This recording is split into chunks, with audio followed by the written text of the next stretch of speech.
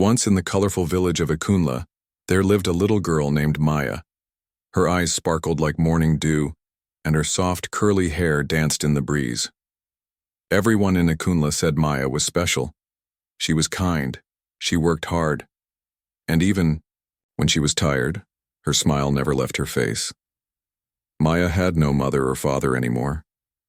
The spirits had taken them when she was still small. So, she was brought to live with Chief Bako and his wife, Mama Temi. They lived in a large compound with many rooms and a big garden full of mango and pawpaw trees. Chief Bako was a gentle man with a loud laugh like thunder in a happy sky. But Mama Temi, her heart had become heavy like a pot filled with stone. She had once been the proud mother of Naya, a little girl who sang like a bird and danced like the wind. Naya had disappeared during a family trip many seasons ago. They searched and searched, but all they found was her little dress and shoes stained with dark red, like crushed berries. The village mourned. But Mama Temi's sorrow became a shadow that lived inside her. At first, when Maya came to live with them, Mama Temi tried to be sweet. She gave her warm hugs and called her my flower. But slowly the sadness grew stronger than the love. And Mama Temi began to change. She became cold, she became distant, and the kindness disappeared. To Mama Temi, Maya became a reminder of what she had lost. She wasn't Naya, and her smile only made the pain worse. So, Mama Temi thought, if I can't have joy, I won't let her shine either. Maya didn't understand. She just kept working hard, hoping maybe one day Mama Temi would see her, really see her, not as a replacement for Naya, but as her own person. But that day never came. Ekunla, the bright village, began to whisper. They remembered when Mama Temi used to laugh, her voice floating through the air like sweet yam steam.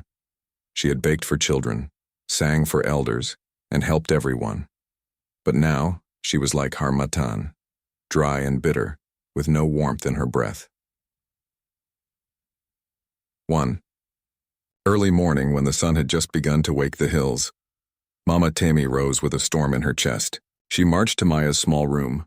Maya, curled under a thin sheet, was dreaming of warm sun and juicy mangoes. Maya! Mama Temi's voice cracked like a branch in fire. Still sleeping? Lazy girl, get up. Her words were sharp, like stones thrown without care. Maya's eyes opened wide. She blinked in surprise, heart beating like a talking drum. Without speaking, she jumped out of bed and hurried out. She grabbed the broom and began to sweep. Swish, swash. Dust floated like tiny spirits in the air. She mopped the floors. She folded mats. She cleaned every corner of the house. All the while, her heart grew heavier. It felt like she was carrying a basket of rocks no one could see. From the corner, Mama Temi watched, arms folded. Her face was tight like unripe guava. She saw Maya working, but her sadness covered her eyes like fog. All she could see was that Maya was not her Naya. That day, the house felt colder than ever. Maya worked faster, hoping the effort would bring Mama Temi's smile back. But no smiles came, only more chores, only more silence. Then, one day not long after, the sun burned brightly over Ekunla. But inside Chief Bako's house, the warmth was missing. Mama Temi had woken up like a whirlwind. She handed Maya a long list of chores. Wash every window, scrub the floors, clean the clothes. Don't miss a spot, she ordered, her voice like dry pepper on the tongue. Maya nodded. Her heart sank again. She started with the sweeping. Then she moved to the clothes. The 5 boys in the house, Chief Bako's nephews, had returned from school. Their shoes were muddy. Their socks smelled like the river, and they dropped them everywhere. Maya worked until her arms were sore. She tried to smile. She tried to stay strong. But when her work was undone within minutes, she felt tears push behind her eyes. Please, she whispered to the boys. Can you help me just a little? But Mama Temi heard her. She came storming in. Her eyes were fire. her mouth thunder. And that's when the story truly began. Maya tried to keep up with her chores, but Mama Temmie's words had become sharp stones that bruised her spirit every day. "You're here to serve, not to ask for help," she shouted when Maya asked the boys for a little assistance. Her voice, harsh like hailstones on a tin roof, echoed through the house. She made Maya rewash already clean floors and polish spotless windows until her fingers ached and her knees felt like dry yam peels. No matter how fast Maya worked, it was never enough. Faster, better, more careful. Mama Temmie barked again and again, until Maya's heart sank lower than the setting sun. That evening, the sky turned gold and pink, but there was no peace in the house. Maya completed her final task, barely standing.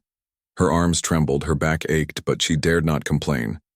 That day felt longer than any she had known, like she was caught in a spinning whirlwind with no way out.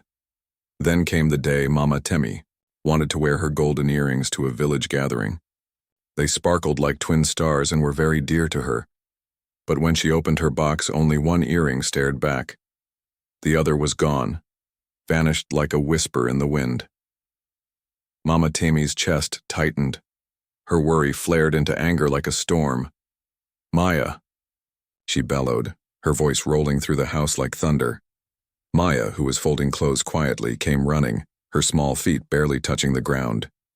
"Yes, Mama?" she asked softly.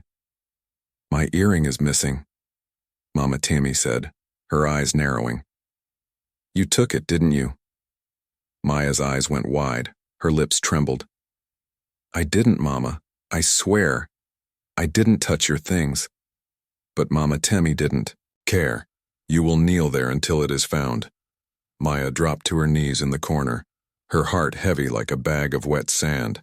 The boys, driven by their mother's rage, tore through the house in search of the missing earring. Hours passed. The sun moved across the sky and Maya stayed still, her knees sore, her eyes stinging with unshed tears. Finally, the youngest boy called out. "Here it is, Mama," he shouted, holding up the earring. He had found it at the back of Mama Temmie's own wardrobe, hidden under some colorful wrappers. For a second, Mama Temmie froze. Her face shifted from anger to silence. She took the earring, dusted it gently, and returned it to the box. She didn't look at Maya. She didn't say sorry. "Get up," she muttered, her voice cold like Harmattan wind. Maya stood slowly, her knees burned. Her chest ached. Not because of the kneeling, but because of the unfairness. She hadn't done anything wrong. And still, there was no kindness, no hug, no smile, only silence. The room felt cold again, and the space between them wider than before. Days passed, then weeks, then months. Maya grew taller, wiser. She watched and listened, and deep in her chest something small began to grow. A dream. It was small, like a flower pushing up through a crack in stone, but it lived.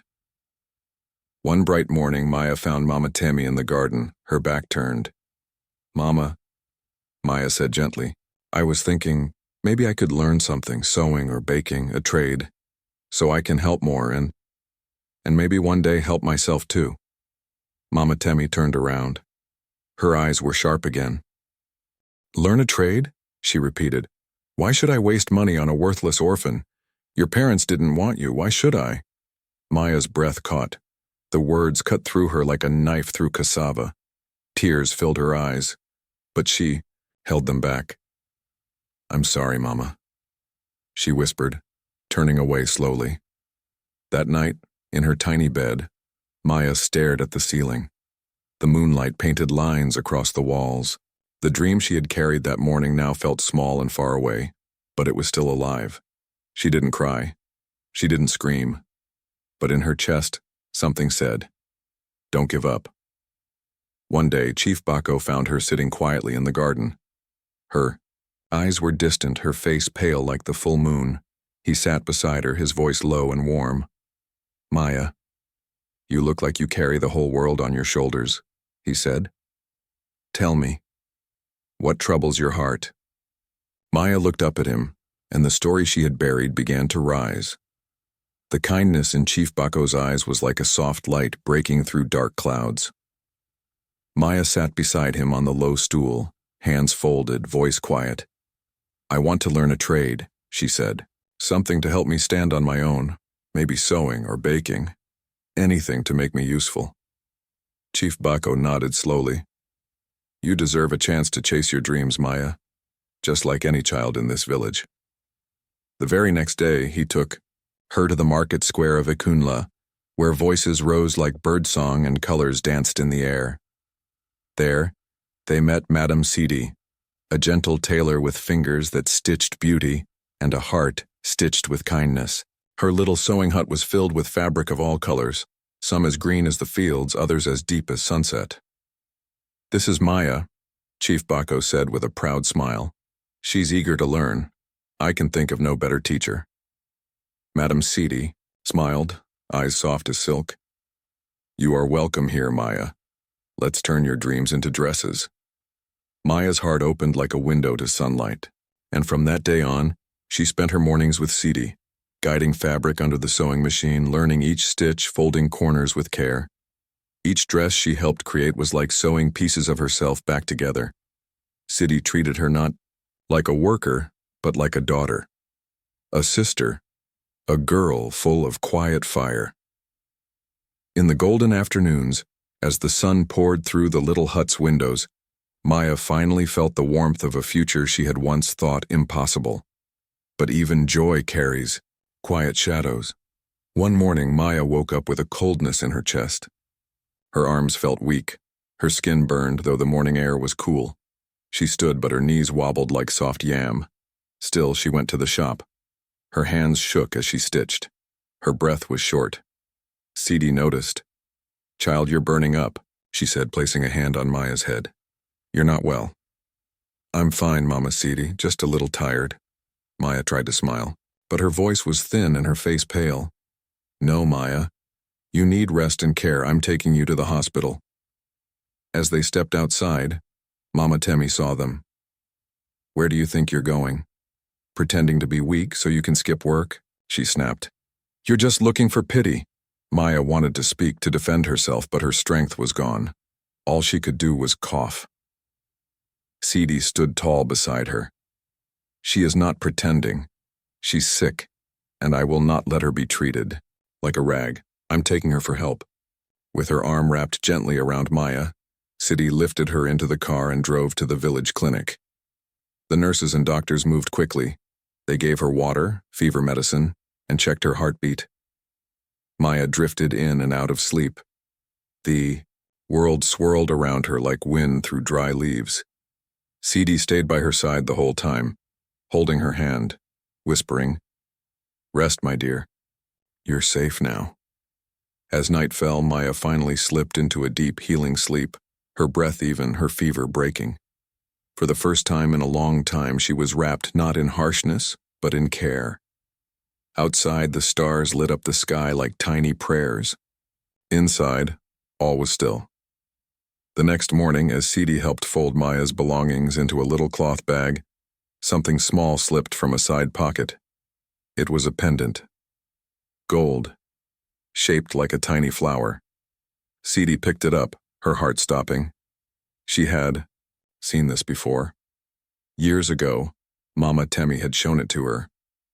"It's the only thing left of my Naya," she had whispered, tears in her eyes. This flower was around her neck the day she vanished. Sidi held the pendant in trembling hands. Could it be? Could Maya be? Naya? With the pendant clutched to her chest, she ran back to Chief Bako's compound. She found Mama Temi in the garden, her fingers lost in the soil, her eyes far away. "Temi," Sidi said breathlessly. Mama Temi turned. "What is it?" Sidi opened her palm slowly. There it was, the golden pendant, the flower. Mama Temi's breath caught. Her knees buckled. Where did you find this?" she whispered. Sidi said nothing. She just looked at her, because she already knew. Maya was not just a girl with sparkly eyes and soft hair. She was the daughter Mama Temi had lost. When Simbi opened her eyes, everything felt different. The light in the hospital room was soft, Inside her heart, it was heavy and loud. The truth had fallen on her like a mountain. She had found her daughter, the same girl she had called names, punished, rejected. Not just any girl. Maya was Amina. Simbi rose slowly from the bed and walked toward Maya, who was now awake, resting quietly. Her face was thin from all the hardship. Her eyes held no sparkle, only fear and confusion. Maya, Simbi whispered, her voice breaking like dry wood under pressure. My daughter? I didn't know. I didn't know it was you. Maya's eyes narrowed. You're my... what? She asked softly, barely able to speak. I am your mother, Simbi said, tears pouring freely. I lost you when you were just a little girl. I thought you were gone forever. Maya's heart felt like it had stopped. For a moment she could not speak, could not breathe. The woman who had treated her so harshly was her real mother? Then why? Maya whispered. Why did you treat me like I was nothing, like I didn't deserve love? Simbi knelt beside the bed and held Maya's hand. Because I was broken. My heart was filled with grief and I took it out on you. I didn't see who you truly were. I was blind with pain. Maya turned her head away. You said I was worthless, that no one wanted me. You made me feel small. Simbi sobbed, her forehead pressed to Maya's hand. I was wrong, my child, and I am sorry. From the deepest part of my heart, I am so sorry. I will carry this guilt forever, but if you can find it in your heart to forgive me, even a little, I will spend the rest of my life making it right. Chief Sokka entered the room quietly. He had heard everything. His eyes were red too. Maya, he said gently, I should have protected you better. I should have spoken up. I didn't. And that was wrong. You were just a child and we failed you. But we are here now. And if you'll let us, we want to be your parents. The right way this time. Maya looked at them both. Her chest ached with years of sorrow, but in that moment something inside her softened. She didn't know if she was ready to forgive. But she knew one thing. She didn't want to carry anger forever. I don't know how to feel, she said honestly, tears slipping down her cheeks. But I want peace. I want to heal. Simbi nodded slowly. Then we'll heal together. All of us. In the days that followed, Simbi and Chief Sokka did everything they could to earn back Maya's trust. There were long talks, many tears, and slowly, a new kind of love began to grow. Not the perfect kind, but the kind built on truth and effort. Simbi told the village the truth, that Maya was Amina, that her child had returned, that the girl she had once hurt was her own flesh and blood. The people in the village were shocked. Some wept with joy, others with sorrow, knowing what Maya had been through. But in their hearts, they saw the miracle for what it was. A lost child had come home. Sidi, the tailor, remained like a second mother to Maya. She supported her dream every step of the way. Maya returned to her training stronger, wiser, more confident. Her hands, once used for chores, now stitched beauty into every dress she made. The villagers began to visit the shop not just for clothes, but to see the girl who survived so much and still smiled. And one sunny afternoon, something beautiful happened. Simbi visited Maya's shop. She looked around and saw the colorful fabrics, the joy in Maya's eyes. She held out a gift, a brand new sewing machine. This, she said, is for you, Maya, my daughter, my star. Shine as bright as you can. Maya took the gift. She didn't say much, but her smile, her real smile, said everything. The moral of the story, even the coldest hearts can be warmed by truth. Even the deepest wounds can begin to heal. And even after being forgotten, the right people will always find their way back to you.